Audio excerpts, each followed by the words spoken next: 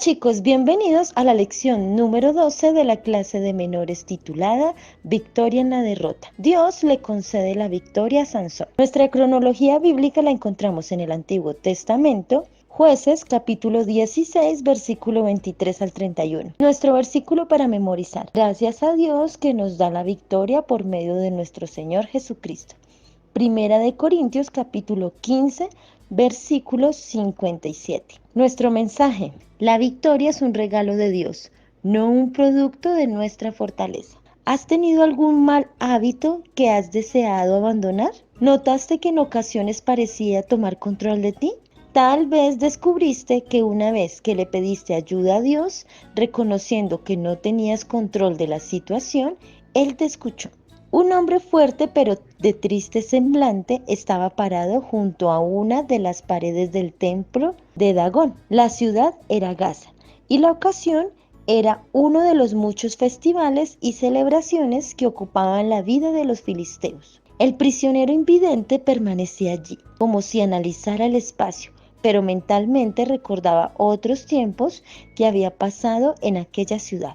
En algún momento de su juventud había levantado las pesadas puertas de la ciudad, junto con 2 postes y sus cerrojos, y las había llevado a la cima de una columna lejos de allí. En aquel entonces era invencible, porque la fortaleza de Dios estaba en él. Ahora estaba allí, tomándose un breve descanso. Desde que los filisteos se habían enterado de su voto a Dios y habían afeitado su cabeza, había estado moliendo granos en una prisión de Gaza. Su captura representó un gran triunfo para los filisteos, y la celebración se haría en honor del dios Dagón. Sansón podía sentir que la gente se aglomeraba para entrar en el templo con la idea de participar en las festividades. Sansón recordaba cómo Dios le había bendecido con una gran fuerza física. Recordaba sus grandes victorias, las veces que había utilizado sus propias manos o la quijada de un asno. No había obstáculo para él en aquellos días. Pero también sabía que había tomado decisiones equivocadas. En su búsqueda de amigos y de diversiones,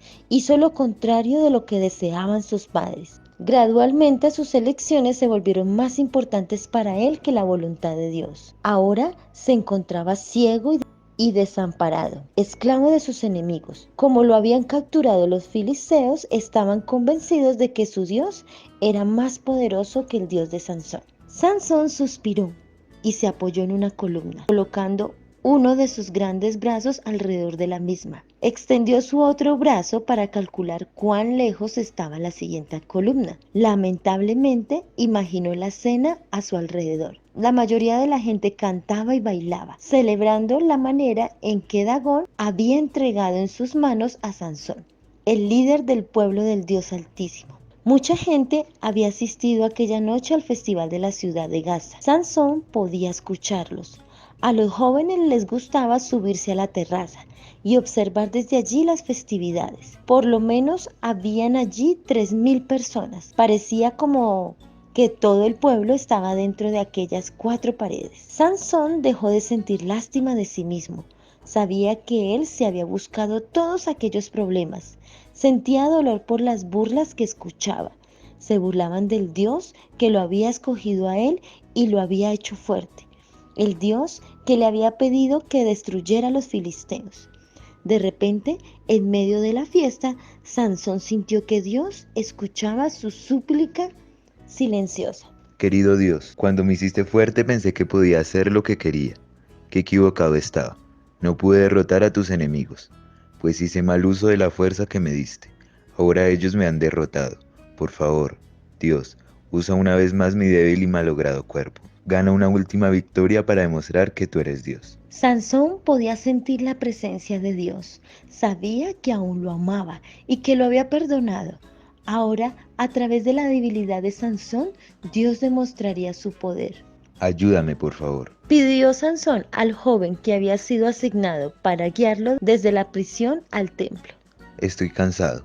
Quiero recostarme en las columnas. El joven llevó al Sansón al centro del inmenso salón, donde pudo recostarse entre las 2 columnas principales.